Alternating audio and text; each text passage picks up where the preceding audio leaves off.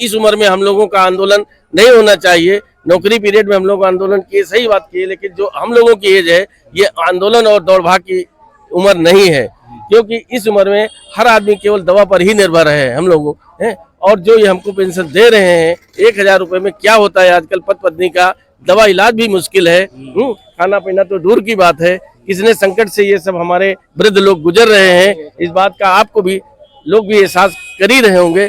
हम लोगों को उस आयुष्मान कार्ड की व्यवस्था चिकित्सा की भी नहीं की जा रही है, उसमें यही कह करके कि आप लोग तो पेंशन, और पेंशन के नाम पर 500 1,000 रुपए, और ना हम लोग राशन कार्ड बनवा सकते हैं, ना आयुष्मान की सुविधा ले सकते हैं।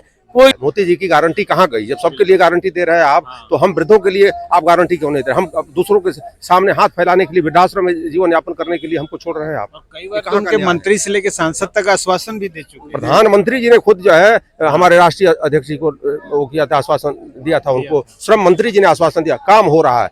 कब हो रहा है उसकी कोई सीमा है? अब ये देखते देखते देखते हर महीने 200-300 हमारे पेंशनर्स मर रहे हैं, और उनके पास पैसा नहीं है कि इलाज कराएं। क्या करें? अब अपना जीवन यापन करें, अपना पेट भरे, दवा करावें, कि अपने परिवार को देखें, क्या करें? इसमें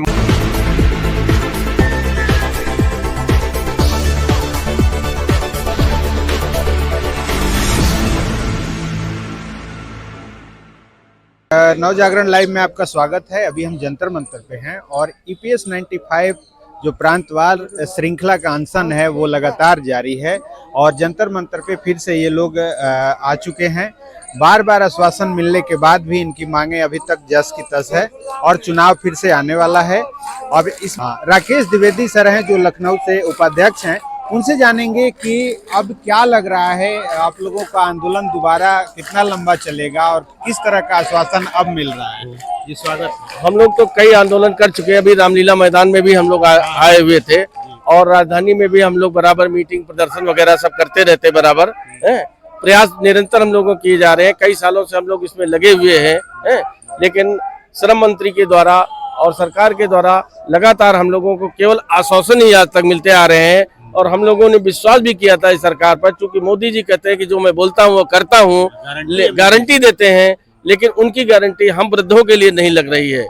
क्योंकि आप लोग भी देख रहे हैं कि हम लोग कितने प्रयत्नशील और कितने आंदोलन करते हुए, इस उम्र में हम लोगों का आंदोलन नहीं होना चाहिए। नौकरी पीरियड में हम लोग आंदोलन किए, सही बात की है, लेकिन जो हम लोगों की एज है ये आंदोलन और दौड़ भाग की उम्र नहीं है, क्योंकि इस उम्र में हर आदमी केवल दवा पर ही निर्भर है हम लोगों हैं। और जो ये हमको पेंशन दे रहे हैं 1,000 रुपए में क्या होता है आजकल, पति पत्नी का दवा इलाज भी मुश्किल है, खाना पीना तो दूर की बात है। कितने संकट से ये सब हमारे वृद्ध लोग गुजर रहे हैं, इस बात का आपको भी लोग भी एहसास कर ही रहे होंगे। अगर ऐसी स्थिति ना होती तो इतने जाड़े पाले में हम लोग देखिए पानी गिरता रहा, और हम लोग कल परसों में भी यहीं से डटे रहे।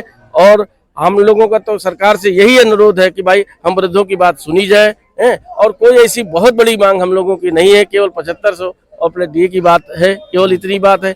और जहाँ तक कि ये बात है, देखिए हाँ, तमाम लोगों को आयुष्मान कार्ड की भी व्यवस्था दी जा रही है, हम लोग तो उससे भी वंचित हैं।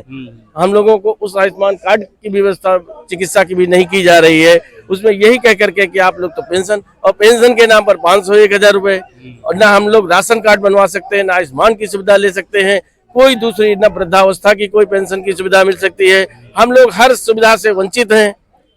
अगर यही बंद कर दो पूरी, तो वृद्धावस्था ही पेंशन दे दीजिए, कुछ भी दे दो, वो भी इससे ज्यादा हम लोगों को भी मिलेगी। तो हम लोगों के साथ बिल्कुल घोर अन्याय सरकार कर रही है, और बिल्कुल कानों में जूं डाले कोई चीज सुनने को भी तैयार नहीं है। इससे हम लोग बहुत आक्रोशित हैं और बहुत नाराज भी हैं। इसलिए अंत में हम लोगों ने अब करो या मरो का नारा ले लिया है, और ये संघर्ष हमारा जारी रहेगा जब तक कि हमारा निर्णय नहीं होगा। सर अभी सामने चुनाव की घोषणा लगभग होने वाली है, और लग रहा है कि कितना असर पड़ेगा। 10 लाख परिवार, आप लोग 10 लाख संख्या बता रहे हैं, 75 लाख संख्या, 75 लाख संख्या परिवार जोड़ लीजिए तो करोड़ों में होंगे। तो फिर क्या लग रहा है कि वोट पे कितना असर पड़ेगा? देखिए वोट का बहुत असर पड़ेगा। अब एक 75 लाख का उसमें इंटू 4 ही कर लीजिए आप, तो सोचिए कितनी संख्या है। हाँ, तो इतनी संख्या है। देखिए हम लोगों ने सरकार के साथ हमेशा सहयोग किया है, और हमेशा सरकार के साथ रहे हैं। ये हमारी सरकार है, हम सरकार के हैं, लेकिन हम ये चाहते हैं कि हम वृद्ध लोग हैं, हमको किसी के सामने हाथ फैलाने की जरूरत इस अवस्था में न पड़े। जब मान लीजिए अब हमको पोता पोती नाती नातिन के साथ खेलने का समय आया, उस समय जो उनको कुछ देने का, गिफ्ट देने का समय आया, तो हमारे पास पैसा नहीं है। हम अपना इलाज नहीं करा सकते, अपने लिए कपड़ा नहीं बनवा सकते। 1171 रुपये हमारी एवरेज पेंशन है। बताइए उसमें कैसे हम गुजारा कर सकते हैं। अब हमारा 5 साल हो गया बुल्ढाना जो हम लोगों का मुख्यालय NSC का, उसमें 5 वर्षों से, हाँ वहाँ पर हमारा 6 साल से ऊपर हो गया कर्मी कंसन होते हुए। कोई आज तक वहाँ देखने नहीं गया, कोई राष्ट्रीय नेता, और न कोई आश्वासन में। हमारा 6 साल से ऊपर हो गया, 8 साल हो गया हमको यहाँ पर संघर्ष करते हुए NSC के लिए। तो आज तक हमको कोई पूछने वाला, देखने वाला नहीं। ये कहाँ का न्याय है? मोदी जी की गारंटी कहाँ गई? जब सबके लिए गारंटी दे रहे हैं आप, तो हम वृद्धों के लिए आप गारंटी क्यों नहीं दे रहे? हम दूसरों के सामने हाथ फैलाने के लिए, वृद्धाश्रम में जीवन यापन करने के लिए हमको छोड़ रहे हैं आप। कई बार तो उनके मंत्री से लेकर सांसद तक आश्वासन भी दे चुके हैं। प्रधानमंत्री जी ने खुद जो है हमारे राष्ट्रीय अध्यक्ष जी को वो किया था, आश्वासन दिया था उनको। श्रम मंत्री जी ने आश्वासन दिया, काम हो रहा है। कब हो रहा है? उसकी कोई सीमा है? अब ये देखते देखते देखते हर महीने 200-300 हमारे पेंशनर्स मर रहे हैं, और उनके पास पैसा नहीं है कि इलाज कराएं। क्या करें?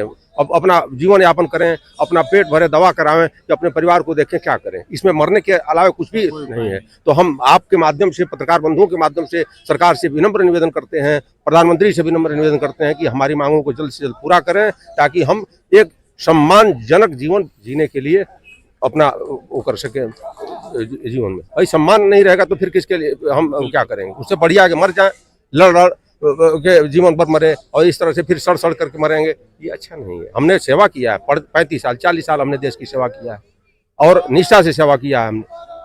तो यही आप लोगों के माध्यम से प्रधानमंत्री से पुनः निवेदन है कि हम लोगों की मांगों को जल्द से जल्द पूरा करें।